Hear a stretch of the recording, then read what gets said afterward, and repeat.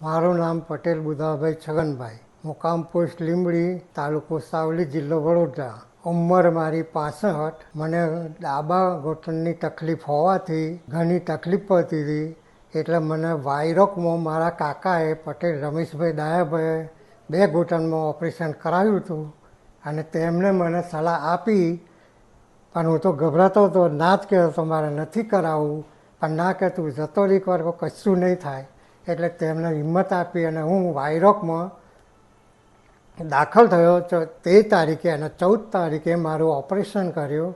Operation કર્યા પછી જે સ્ટાફ હતો એ બધો જે 3-4 દિવસ હું દવાખાનામાં રહ્યો, તેમાં સ્ટાફવાળાએ ઘણો મને સહાય આપી અને તેમની વર્તણૂક પણ સારી હતી. ત્યાર પછી મને રજા આપી. રજા આપ્યા પછી એક મહિનો નેહલબેન પટેલ મને સાંજના સમયે કસરત કરાવવા આવતા હતા અને તેમણે પણ સારી રીતે મારી ઘૂંટણની કસરત કરી અને કસરતથી મને ઘણો બધો ફાયદો થઈ ગયો. અને જે મને 90% અત્યારે ઘૂંટણમાં ફાયદો થયો. પહેલાં હતો તે વખત પહેલાં તો બિલકુલ મારાથી બેહાતું પણ નહોતું અને ચલાતું પણ નહોતું.